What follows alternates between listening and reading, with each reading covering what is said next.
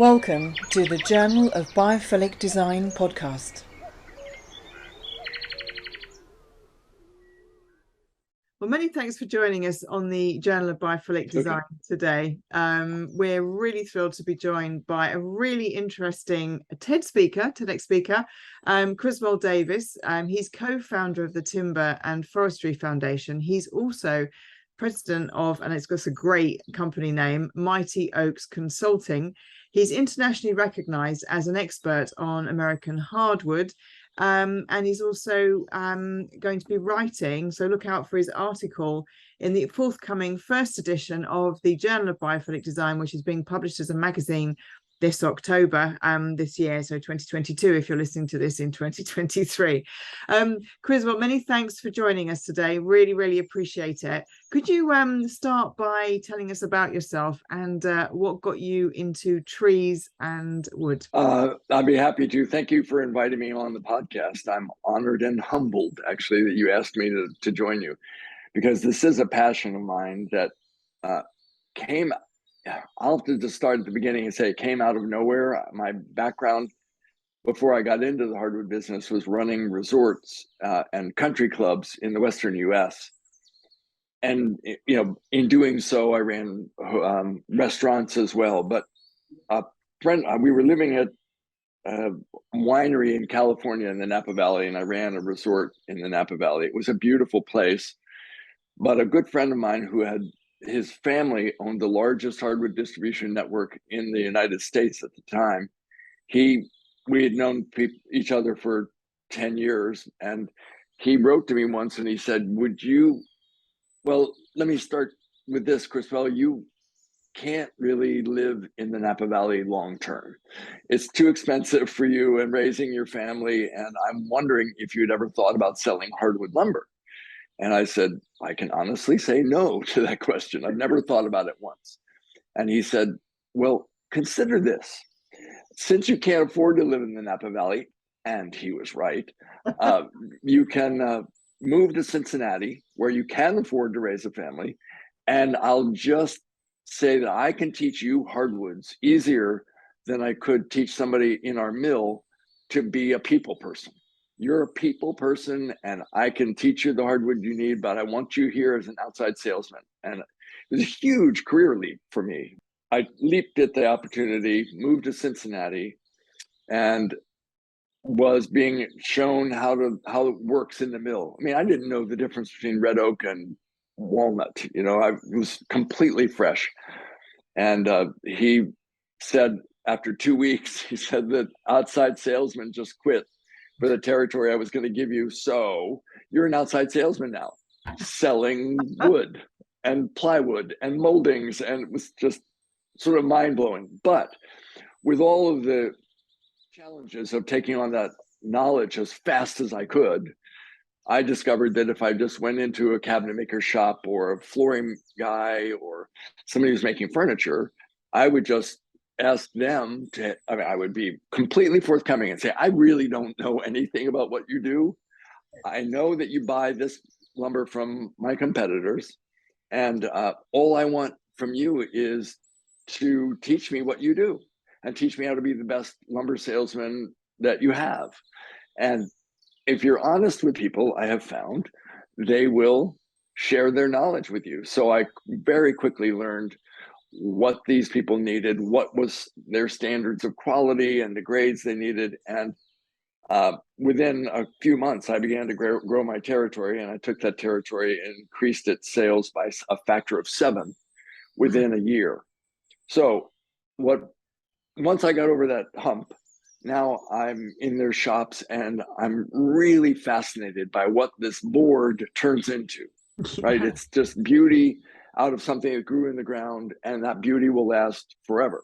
Yeah. So I wound up my career, I started it in 1988, and my career took a big leap in 96 when I started selling full truckloads to large scale manufacturers.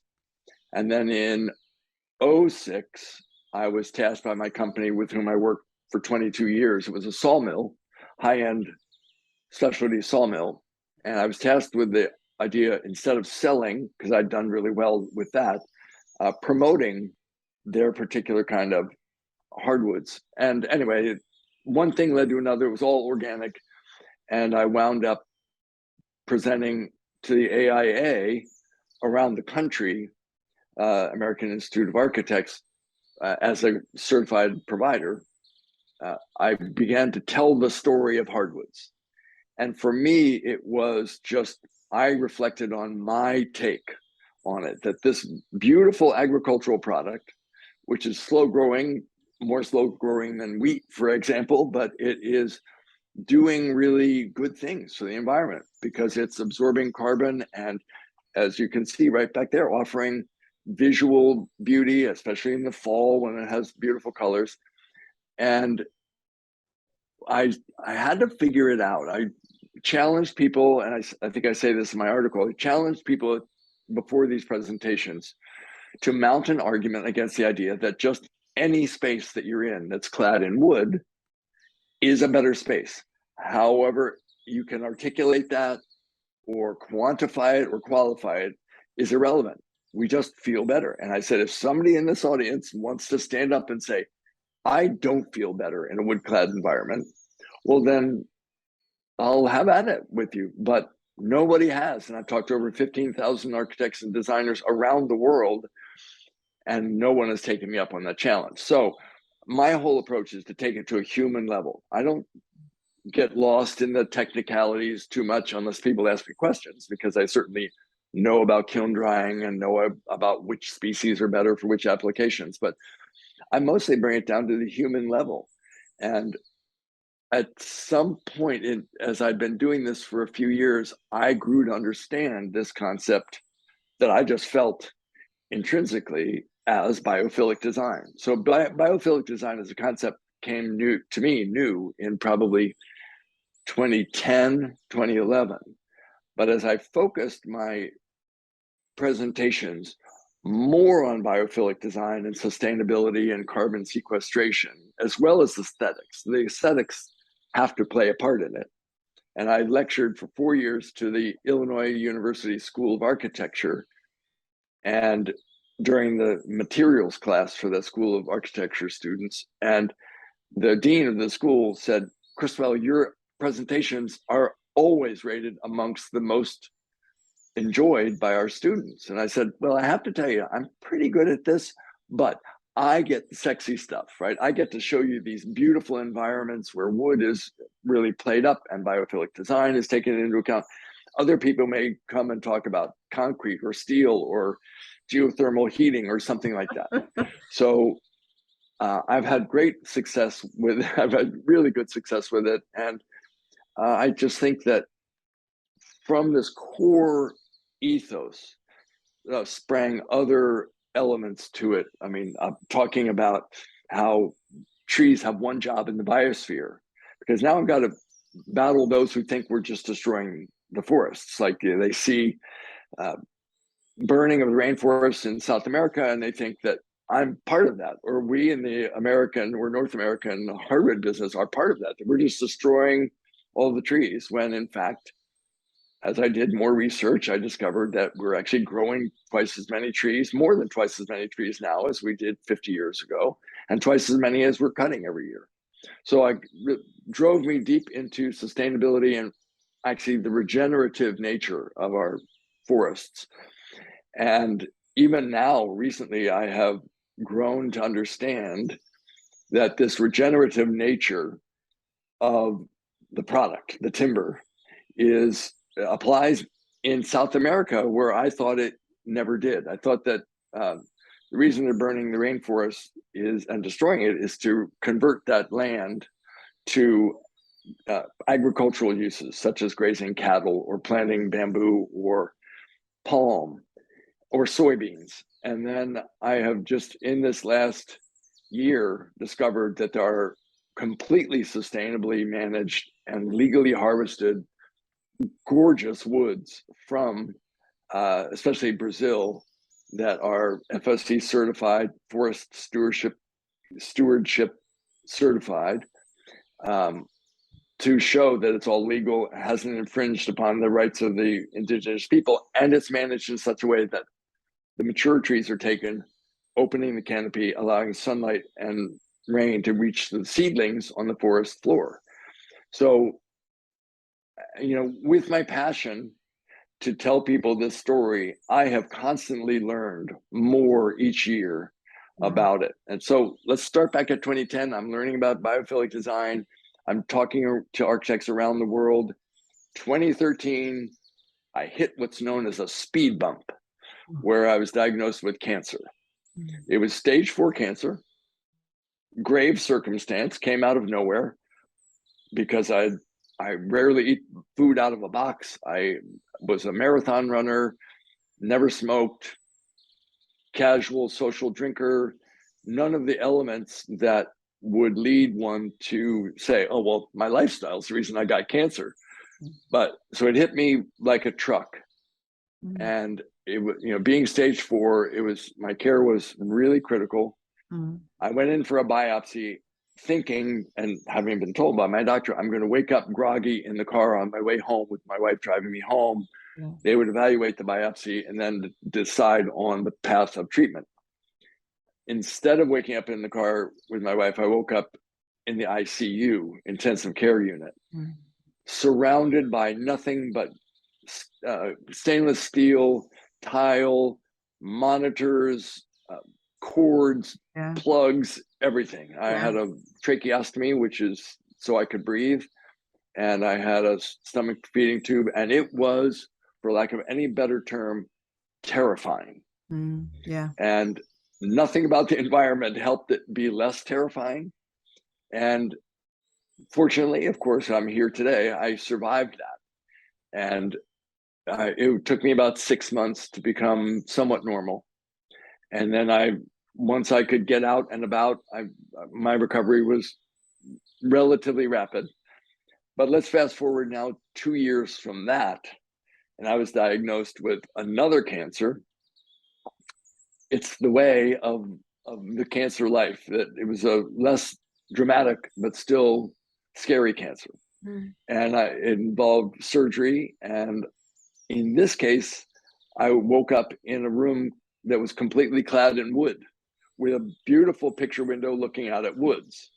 And I realized intrinsically and viscerally for myself what the advantages were to that. I was out of the hospital in a couple of days. They expected me to be there a week. And my recovery was incredibly fast. I was recovered in 5 days. Wow. So if we jump back now 1 year, leading me to that decision about biophilic design actually improving my life, I had been asked by the health group in Dayton, Ohio, where I was treated for the first cancer, to be part of the patient advisory council they developed for the building of a brand new cancer center. And this is interesting. They really wanted to solicit the input of patients who are surviving or currently under treatment. We have a blank slate. We're building this beautiful building. It's a $125 million building. So what would you, as the patient, current or past, say about that environment? And I, being really intensely involved in biophilic design and education about that, I went into this session with 22 people, none of whom had a background like I did in hardwoods or biophilic design. No. But the exercise was Canada Designs out of Chicago, who designed the building, put up on a wall pictures and renderings, photographs and renderings of lobbies of doctors' offices and hospitals, and some pictures of rooms. And they said, you all have a red, yellow, and a green sticker. We want you to go up to the wall and look at all these pictures and put a green on the pictures that you say, that's where I want to go to see my doctor or be treated. Yellow is, it just doesn't look nice, whatever. Red is absolutely not. Yeah. So I went up quickly and did my thing, and I sat back to watch what other people did. And wherever I put a green, most people put a green as well, because it was a situation where there was flora growing in the lobby, or there was a view to woods outside. Yeah. And this is 21 other people who did not have the orientation that I did to go into it. So I'm looking for biophilic design. They were not looking for it. They were just looking for something that felt good. Yeah. The people from Kiln Designs asked if there's a message here. What is the message with all of this? And I raised my hand and I said, I might offer an idea of what the message is, that this is biophilic design. People on a cellular basis yearn to connect with nature. And in doing so, they feel better. So these people who before today would never have said anything about this all concurred that that lobby or that doctor's office is where I want to go. Mm-hmm. And I gave a mini primer on how they should look at that. And in the end, we were able to shape the way this new cancer hospital looked. Mm-hmm. If you're going to put a patient with a doctor hearing a lot of bad news or talking about next steps, you want to put those at the outside of the building next to a window that looks out at woods like I have behind my house. And so I was effective in doing that. You know, there's still a hesitancy to put wood on the floors because of all the disinfectant stuff that needs to be used. But wherever we could put a representation, a wood sculpture on the wall or something like that. And even where we couldn't put something that's actually natural, we installed, for example, I don't know if you're familiar with a CAT scan. Hopefully you've never had to have one, but you lie on a table and go into this sort of radar machine. And it's very scary because, you know, when you go into this thing and get the scan done, coming out, you're fearful that it's going to be bad news. Yeah. So what we did is we put a panel where you're going to be lying before you go into the tubular scan that's got a 4K loop of video looking up at the sky. Lovely. You see trees around and birds flying by and clouds going by. And as we can get into, the sympathetic nervous system relaxes. Mm-hmm. And this has all been empirically measured. And so that's what really took my interest in this to a higher level than it had ever been before. Mm-hmm. Because I'm really starting to understand, it's my belief that you don't truly understand something unless you've experienced it. Yeah. Like I can look at somebody jumping out of an airplane and say, wow, that would be something, but I don't really understand it until I've done it. I have not, by the way. I've chosen to not experience that. But anyway, I hope I haven't given you too long-winded an answer, but that's where I came from. And I'll be getting into stuff that we'll get into later. So go ahead with your questions. Yeah, no, I mean, I'm getting, my next question actually is, you know, why do we need biophilic design in our built environment? I mean, you've expressed obviously firsthand what you've, you know, through healthcare and that, and we are going to speak later. I mean, I'm launching a campaign here in the UK to try and get biophilic design into every NHS, you know, so that it becomes less scary. So Maggie's Center, as we've talked about, Maggie's Center is a prime example of that. Yeah. And I don't know how to, it would be great if your listeners could even just Google Maggie's Center, look at them, but these are healthcare facilities for cancer patients, and they're designed with the interests of the people with loved ones in treatment or those about to go into treatment. Mm-hmm. And the one I'm thinking of right off the top of my head has a beautiful tree growing up the center of it. Mm-hmm. And so you're surrounded by wood. All of the interiors are wood, and then you've got actual live tree growing up the center of the thing. Mm-hmm. Anyway, we can get into that, but I think that in healthcare and all of our built environment, we have to acknowledge that we spend about 90% of our time indoors. Yeah. And yes, we can go out and we can get into forest bathing and all that. We can go outside, but often we're just, you know, relegated to being in your office at work or sitting at home doing writing or Zooms. And it's best that environment be supportive rather than destructive of your sense of well-being. And they found there's empirical studies show that students who study in wood-clad libraries and classrooms retain information more easily. They are more focused. They have found this, of course, in design now.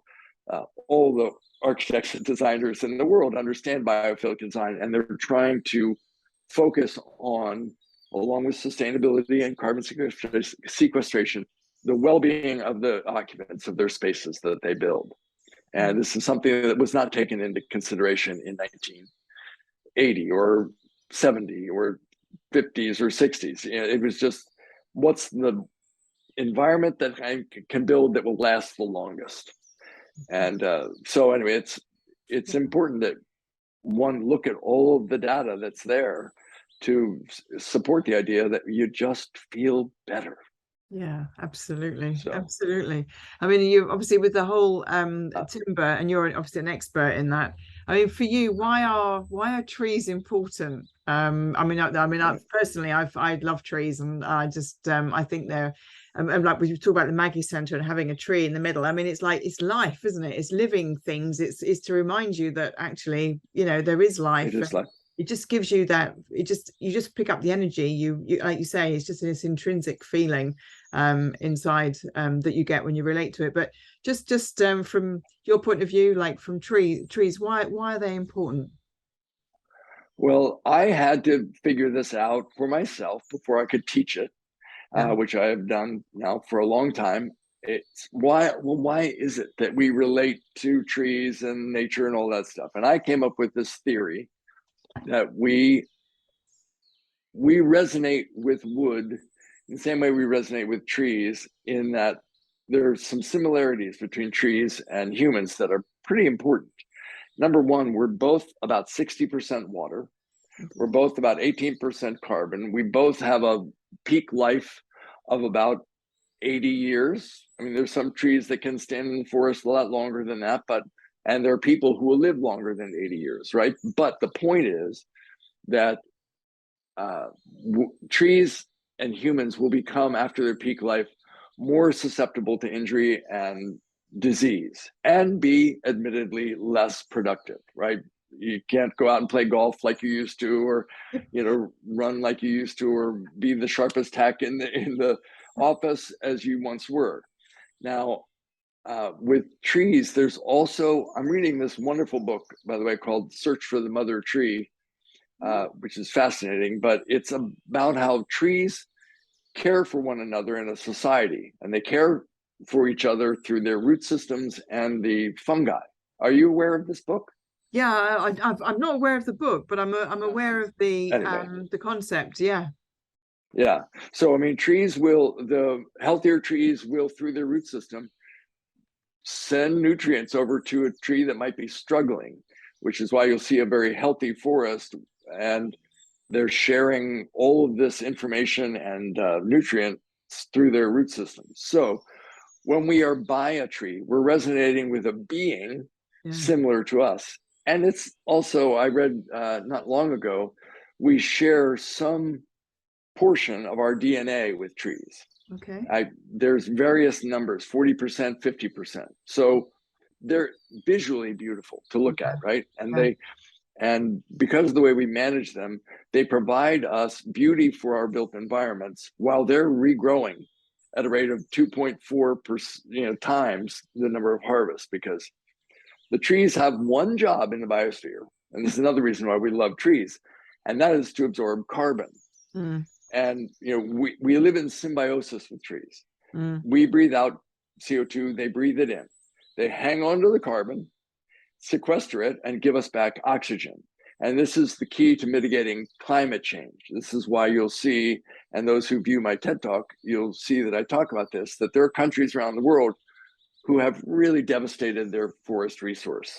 And they're trying to catch up now and plant millions and millions of trees, problematically not to the same balance of species that once exist. They're sort of treating their areas as plantation.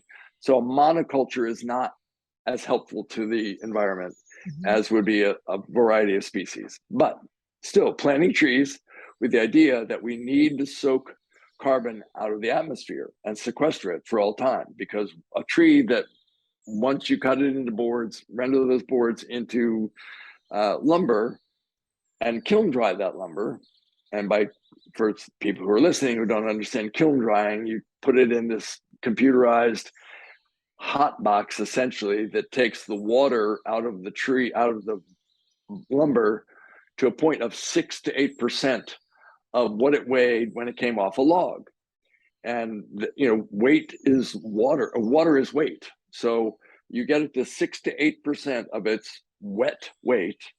And at that level, that board, which has rendered into a piece of furniture or flooring, because it's organic, it's going to adjust to its environment, what's called the equilibrium moisture content of the space.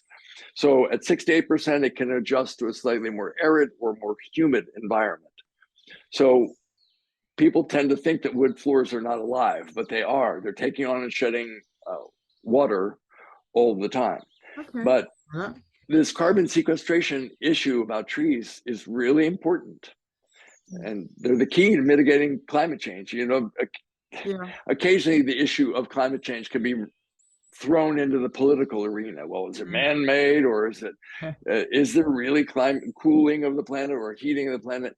The fact is that empirical data measuring the CO2 levels in the atmosphere have gone up every year, especially in the last 10 years. So we want these trees behind me to be healthy and happy and absorbing carbon.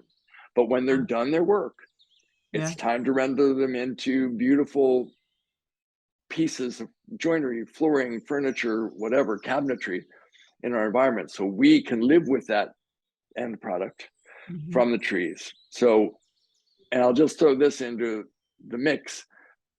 If one suffers manifestations of stress in one's life, they can be my shoulder hurts, or I have headaches or whatever.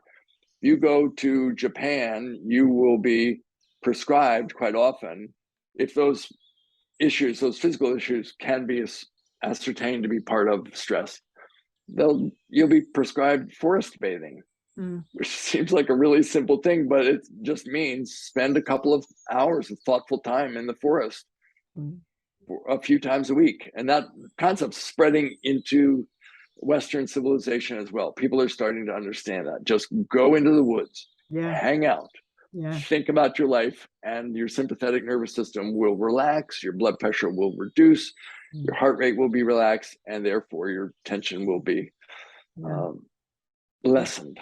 Yeah, absolutely true. We've got Amanda Bond, who is an international forest bathing and forest walker. I call her forest walker, and she's writing. Yeah, she's writing for the Journal of Biophilic Design magazine. Again, if people are joining us halfway through this podcast, it comes out in October this year. So make sure people are signed up to the newsletter so they can have a look. Oh yeah. Yeah, but it's an amazing thing. I mean, like you say, it's just an inherent reaction to and you just feel amazing when you're under the canopy of a tree. They're they're home, aren't they? I did want to ask you. Obviously, I mean, I always advocate using Biophilic, using wood where we can, like for tables and chairs and flooring and as much as we can. But for you, obviously with your experience, what do you think the role plays actually in biophilic design? Are all woods the same? Are some better than others, or which ones should we avoid? Maybe, I don't know. What's your sort of take on it? Well, my blanket statement on that is avoid all that comes from around the world that cannot be certified as legally harvested. You can get a lot of exotic woods from around the world, but as Gibson Guitars found out some years back, it's probably a decade ago, when it was determined that they had purchased some illegally traded rosewood, and federal agents shut down 2 of their factories until they could straighten it all out. And that was a big deal. And the issue is this greenwashing with a lot of tropical woods. So, I mean, my whole thing is add woods to the beauty of woods to your artist palette, because I contend that designers and architects are all artists, right? So it's easy to say North American hardwoods, because of the procedures used to maintain forests, and it's all, again, empirically verified. So there's no greenwashing there, but you should add into it tropical woods that are incredibly durable and beautiful. But it's really incumbent upon us who would use those woods, like take ipe, Brazilian walnut, Brazilian cherry, and these kumaru. I'm just spouting off a few species, but unless you can determine that there's a legal chain of custody and that it's been certified by the Forest Stewardship Council or some other certification scheme that is known worldwide, make sure that you don't take the risk of specifying illegally traded wood that may be less expensive. But I just feel that the more woods, certainly in North America, all of the species of wood are wonderful to use, but the measuring point, depending on your application, that you should be aware of is the Janka scale, Janka. And that is a measurement universally accepted as the amount of pressure it takes to depress a 0.444 inch or 0.55 millimeter inch steel ball into the surface of the wood. So that rating, like balsa wood, for example, is 100 pounds per square inch, which means you can take your thumb and run it across a balsa wood piece and you'll leave an indentation. But as you go up to other species of wood through the pines are just soft.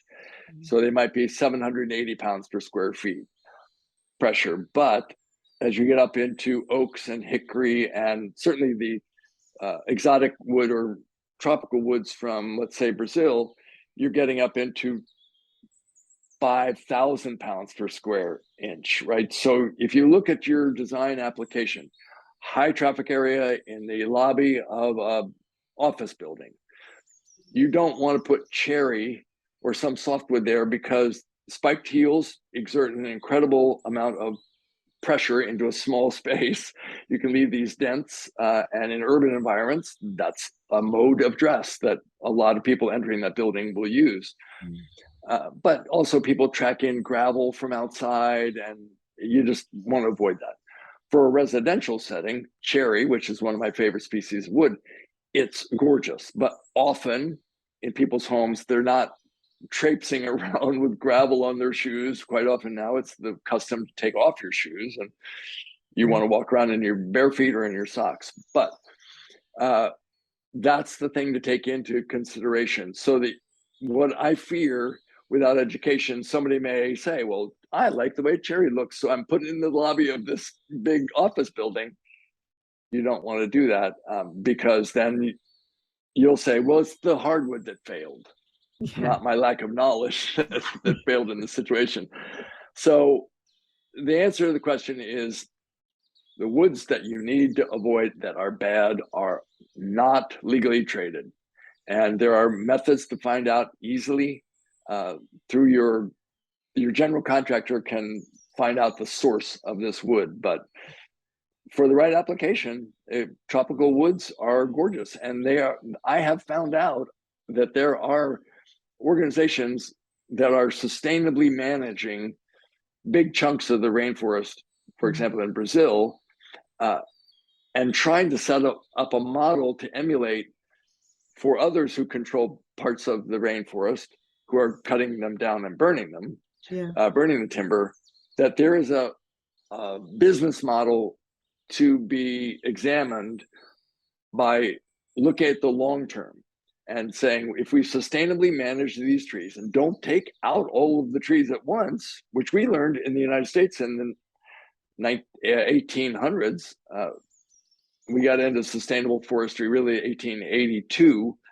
to be precise. But before that, our forebears just leveled all of the forests for farmland, for building houses, and they realized that this was not a sustainable thing to do. So I jokingly say somebody raised their hand in a town meeting discussing the fact that the hillsides had eroded with rain and flooded the town again. And somebody said, well, if we don't cut down all the trees at once, maybe that'll work. And I dare say that the UK, the British came to the United States looking for white oak because they had decimated their forests to build their battleships, because white oak is the material that you use to build ships. I always say that the difference between red oak and white oak is found in the letter W, which works with water, whiskey, and wine. You can build a ship out. You can build a ship out of white oak, which you can't out of red because red is more porous. And you can build wine barrels and whiskey barrels out of white oak. So it's a little known, little technical thing. The cell structure in white oak is called tyloses. When you kiln dry red oak, the capillaries, if you will, that transport moisture or water and nutrients up the tree, up the core of the tree to the canopy, those capillaries, when you kiln dry the board in red oak, remain open. There's a picture, a classic picture in the book, Understanding Wood by Hoadley, of a little girl blowing bubbles through a piece of red oak. And you can't do that with white oak, because as the kiln dries, all those capillaries close off completely. So that's why you can build a ship with white oak. And that's why the British were desperate to come to the United States. I don't want to say that the Revolutionary War was fought over timber, but I'll say that the British were there to get as much of that white oak as possible. And I think the topography of the UK would indicate that there were vast forests that were taken down. Anyway, that's a little side note about that. But I try to not disparage our forebearers here in the United States, because they did what they needed to do. They needed to clear those trees. Period of growth. Right. We know now.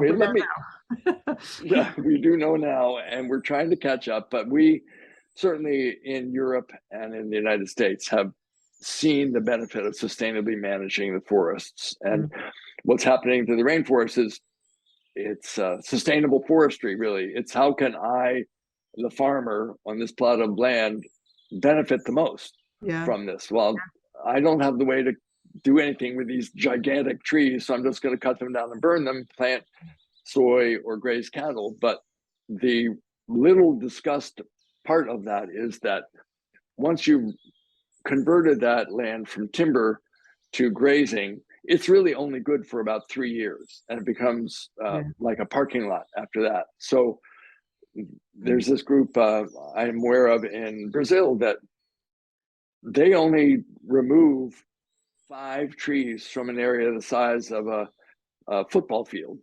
We would call it soccer here, you would call it football. That square meter area or hectares would be, if you only take out 5 trees, the rest of them will help the others grow, right? They'll nurture them just as we nurture our children. And within a really short period of time, it will be a lush forest. And if you fly over parts of the rainforest, you can see that there is this managed timber that you can't even tell from satellite photographs, because the new ones are popping up amongst the big ones, and they're just happily growing and absorbing carbon with the enthusiasm of youth. I'll put it that way. I like that. That's a nice. That's a lovely way of putting it. That's a lovely way of putting it. I think, it's nice to hear that that's being done. As you say, just clearing a land, just it's money, isn't it? It's cost. It's like short-termism, as opposed to actually, hang on a minute, it's going to end up being, it's going to shoot themselves in the foot ultimately if they're not managed properly. So it's really, really good. People learning from others. I call it right. And I think that's a myopic view to take, because we as humans, I like to say, we are but an eye blink in eternity, right? Our time on this planet is so short, but we can't cut down all the trees without regard to what are our children going to inherit? What are our grandchildren, our great-grandchildren, those who follow us? We need to plan for their future and their carbon sequestration and the beauty that's coming into their world through wood in their built environments. So if you, I want to make a statement about clear cutting first. Clear cutting in hardwoods is bad. Clear cutting in pine is the way to manage that resource. And there's softwoods and hardwoods. Softwoods are the evergreens, and the hardwoods are broadleaf trees that shed their leaves in autumn. But what the situation is with softwoods, if you look at North America as an example, there's pine in the southeast and there's pine in the northwest. And the way to manage that, because the trees are shade intolerant, is to clear where we would, in hardwoods, let's say in Brazil, they only take out 5 trees from a football field. In softwoods, you take the whole football field down to the ground. And then you have to replant by hand. A fine example of this is that, I mean, our resource management in North America, and is true in Europe as well, that it's a systematic thing. We have to look at the way to keep this propagating and going forward. The fast way to do that is to replant by hand and grow it like a crop, okay?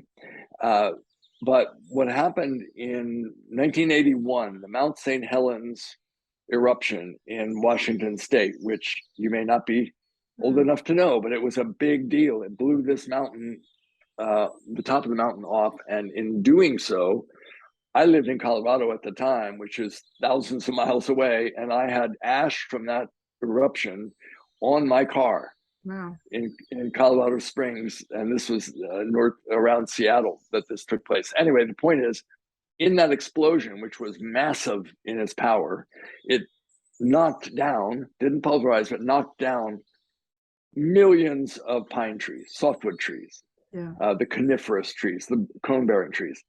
And to the north of Mount St. Helens is federal land, and that was just left to its own devices to grow back as it would. You know, there's got to be pine cones around there, and the forests are going to grow. But to the south is private ownership. Weyerhaeuser owned 45,000 acres to the south. They set themselves to immediately. There's the cat. They set themselves to the task of reclaiming all that timber which had been blown down and use it for building materials, trusses, floor joists, framing material, right? So it got used again. And then they replanted 18.4 million trees on the 45,000 acres, and they planted them by hand to the balance of species that existed before the eruption.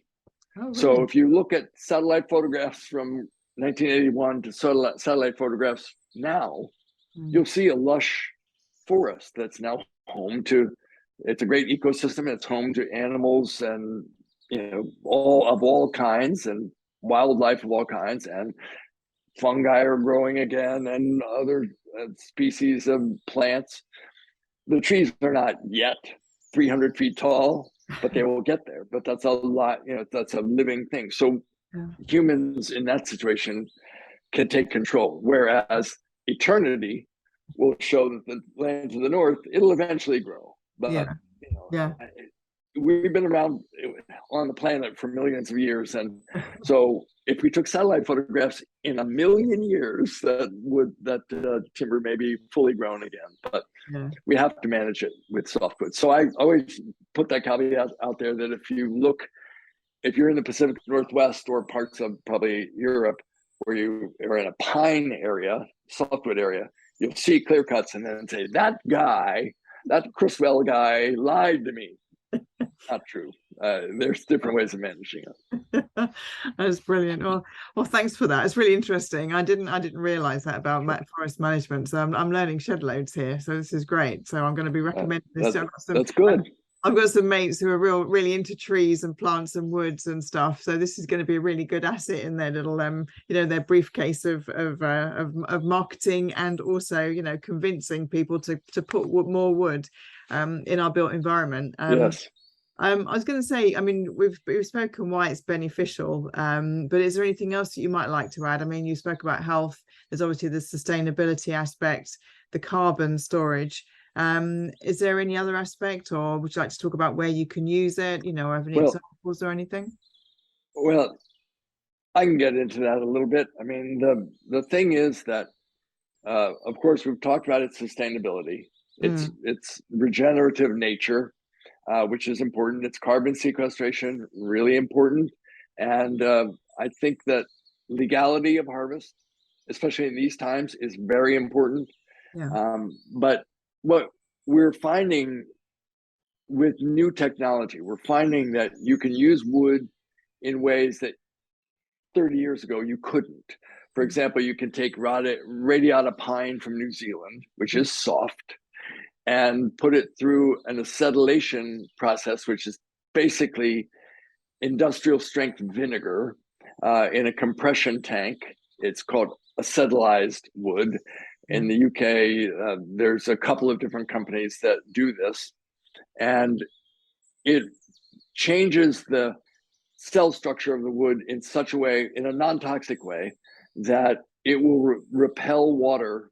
When we talked about white oak repelling water, for cladding, you can take radiata pine and transport it all the way from New Zealand or Chile to the Netherlands, put it through this process, or in Wales, there are 2 different companies that do this, and use wood on the outside of the building to great long-term effect.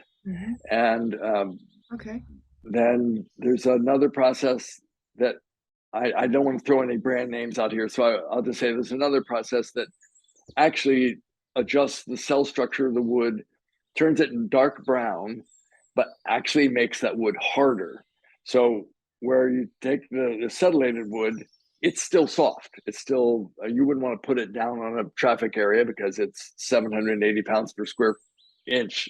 But this other process that turns the board brown, that will eventually gray with natural oxidation, but it's now closer to an oak in its hardness, its Janka Scale rating, which is fascinating. So I just think that, and I'm very familiar with and have done some presentations on behalf of a flooring company out of Austria that takes modern technology and takes they're certified on all levels through the International Future Living Institute and well building and all of that. This is another thing of look for the best certified, sustainable wood. And this is a flooring company of which there are no others certified at this level. But they, what they do is they take certified timber, cut a wear layer on the top of the board, on the flooring board, and put a cross banded piece in the middle that's usually a softwood like a larch or a pine to send the stresses of installation through that center board. And then on the bottom side is a balancing thickness of the same timber, like walnut on the top. You put a walnut floor down there. Now you put walnut on the bottom, and going cross grain. I don't want to get too lost in the woods there, but you can lay that floor down, and their whole thing is you install it with no finish on it, because as you just opened your eyes wide there, the thing is that their contention is that the biophilic benefits of a wood floor in your house are, let's just say, drastically reduced when you put plastic finish on it, because then it becomes plastic supported by wood. So I'm now on the train of saying you can have just oil finished floor in your house, and it's going to be healthier for you. They've been able to put this wood in spas and bathrooms where you never used to do that. And they have promotional pictures on their site that show people in a spa in their bare feet with water all around. You just wipe it up. And if you spill that glass of red wine on your floor in your kitchen or your living room or whatever, no worries. You just use warm water and soap, and you can just clean it up. Because there you've left all those cells that take on and shed water. It's open and you can clean it up instantly. And then you just use a plant-based soap to clean the floors. And anyway, your connection with the flooring without plastic between you and the floor is more visceral. So I'm learning that there's so many things you can do with wood that there was a company that was making wood stationary. Now, wood, stationary and paper comes from wood, but this is hardwood sliced at micro thin levels that you can actually read the newspaper through a piece of hard maple because they can slice it so thin.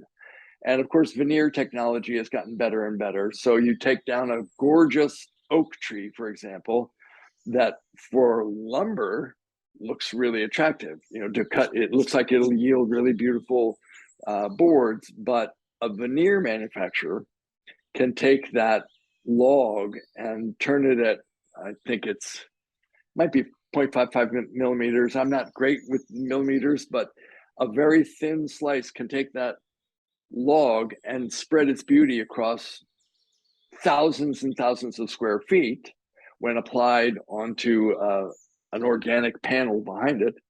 For example, in Dubai, where I've spent a lot of time in the UAE, the Emirates first class lounge in Dubai, because that's the headquarters of Emirates Air, their first class lounge has 1.5 kilometers of wall space covered by American walnut veneers, which is pretty spectacular. But you couldn't have done that with solid timber. That's just too much, because walnut in the United States is 1% of our forest resource, and but it's cherished for its appearance and its depth of color. So that's a whole thing to consider, is using veneers can also achieve a lot of your biophilic design needs. And you put that on a substrate that is hopefully certified to be sustainably managed. The problem, there's a company in the United States called Lumber Liquidators that ran into a big problem with putting, let's say, oak veneers on top of substrates produced in China with off-gassing of formaldehyde, carcinogenic resins to put that substrate together, you know, and it costs them millions of dollars to fix that problem. So you want to look at a substrate that is free of toxins. And that just takes a little more diligent work on the, you know, the due diligence, if you will, on doing the spec for the project. But anyway, you can use wood in ways. I have a friend who built a grandfather clock with all cherry, and he made all of the gears, all of the chains for those things, the balancing chains that keep the grandfather clock going, the face, the hands, everything was made out of solid hardwood. You can do things with wood that you would not normally think of, like for flooring or furniture or whatever. And now this notion of live edge furniture is a big thing. If you look at now, there are distributors who are selling, and I know they do this in the UK, where they take a tree and they render it into slabs, maybe 2.5 inches to 4 inches thick. They air dry them for a long time, because you can't put a big thick board like that in a kiln. But you leave the bark along the side, and you leave natural characteristics in the board. And live edge slabs are the next thing. And here in the United States, I don't know if it's true in the UK, it's the fact that there are 34 million trees cut down in urban environments every year and disposed of at landfills, because it's a standalone maple tree in this block in a city, name the city, Boston, Philadelphia, whatever. So there's this young group of people who are coming out of colleges like Yale and Harvard and all around the country, who have taken on this challenge of reusing that urban wood so that it doesn't go to landfills. And just because if it goes to a landfill, it starts to release its carbon back into the atmosphere, because half of the kiln dried board's weight is stored carbon. So, and it'll stay in that piece of furniture forever unless it burns. So there's this whole new movement about wood, this whole new mindset that we want to save all this urban wood. Well, every tree yields about 500 board feet of lumber.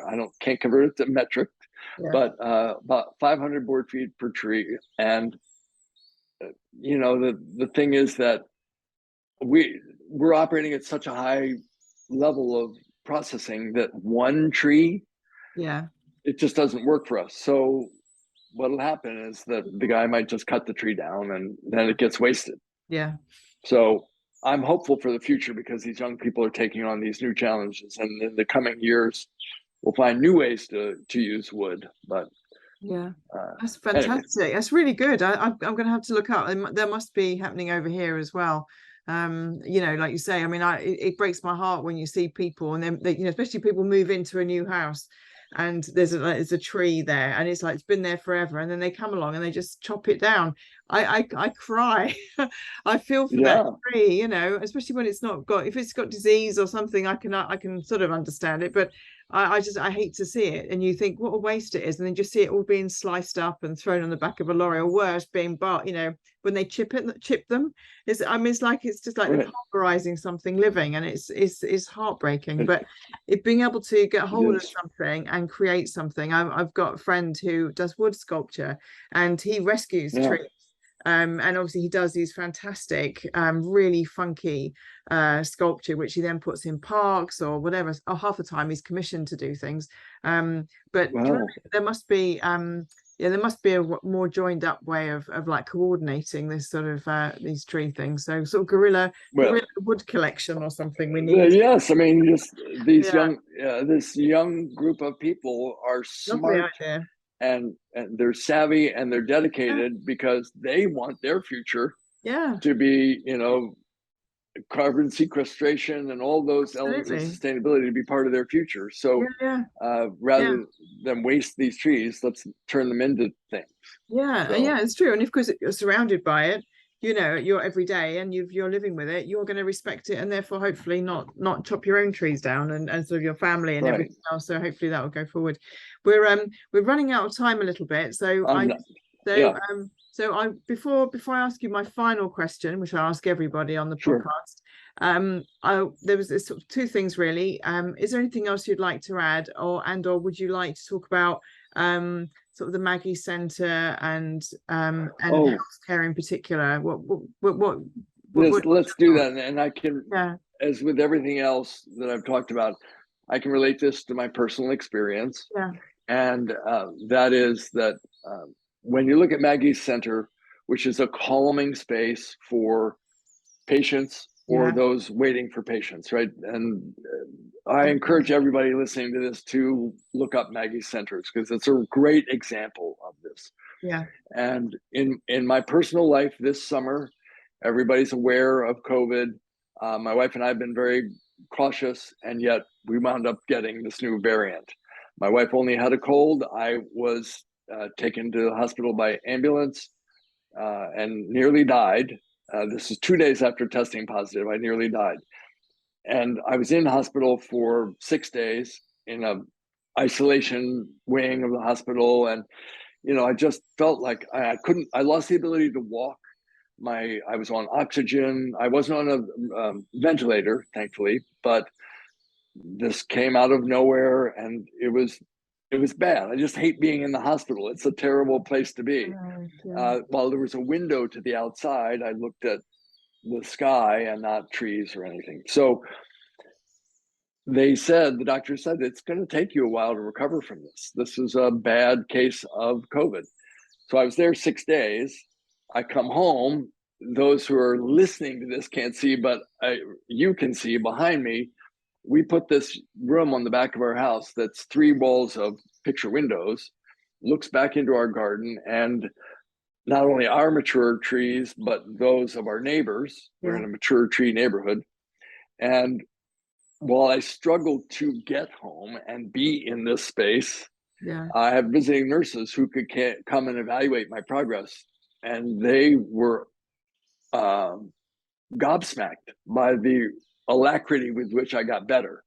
You know, they would come and check on me one day and come back 2 days later, and they'd say, your recovery is astounding. And I recovered within 10 days to almost 100%. And I contend, from my personal experience, it's because I was surrounded by nature, and I would not have recovered that fast if I'd stayed in hospital. So I think that healthcare, which I'll write about in a future article for Biophilic Design, Journal of Biophilic Design, that is that's changing very quickly, the attitude about that. So yeah, I think Maggie's Center and my backyard are two places where you can heal really fast. I love that. I actually interviewed Dame Laura Lee for one of my very first podcasts. So if people are listening to this, or they can go onto the website, journalofbiophilicdesign.com, and go to the podcast area and search for the interview that I did with her. She's the CEO of Maggie's, and she just talks about the joy. It's actually joy. She used the word joy, and I've picked that word up, and I sort of wheel it out. But and I know you also talk about flourishing in your article that you've written for us, Criswell. But and it's like it's really life affirming, actually. And she just the enthusiasm and the description that she talks about.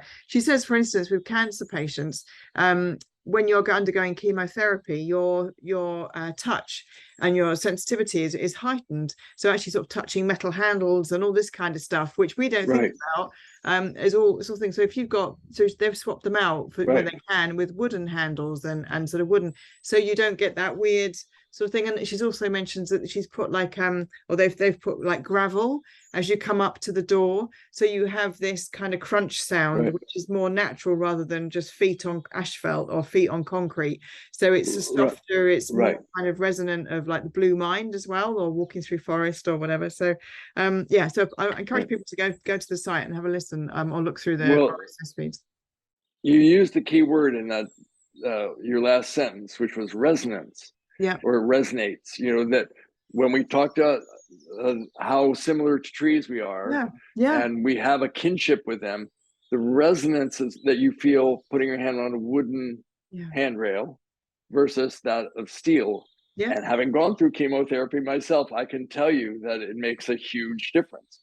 And it's all in the word resonance. And it's a wonderful thing. And I would love to, I'll look up this woman. I mean, it's great you're acquainted with the CEO of Maggie's Center. If I ever get back to the UK, I would like to be introduced to that woman, because they do good work. So anyway, again, I hope I'm a storyteller by nature, so I hope I didn't just usurp all the time and left you hanging with 3 questions to talk about. No, absolutely not. Well, I might have to get you back on, you see, and talk about something specific. So, I'm leaving the listeners in hiatus to kind of like to find out more. The missing questions come back soon.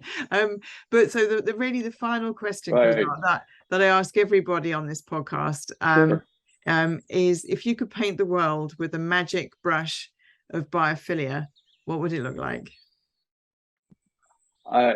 It's a funny thing. I spent a lot of time thinking about this the last few days, and I go back to when I was a youngster. I was maybe 10 or 12, and learning about geometric shapes, polygons, and all that. I had this vision having nothing to do with architecture. I just thought, if I could build a house, I would build it in maybe an octagonal circle, if you will. But I wanted to have in the center of the house a garden and trees growing in the center of the house, have all glass on the inside of that shape. And I thought this would be a fabulous thing. And it was sort of prescient of my years to come much later. But I would have houses built with trees growing in them.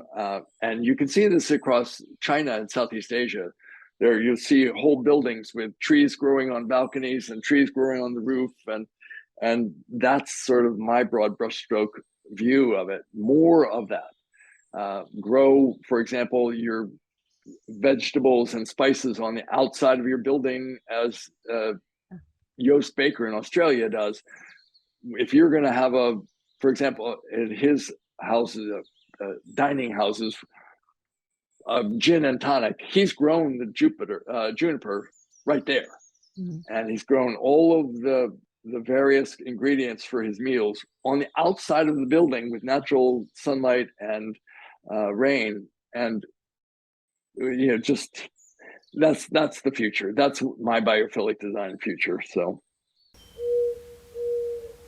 thank you for listening to the Journal of Biophilic Design podcast.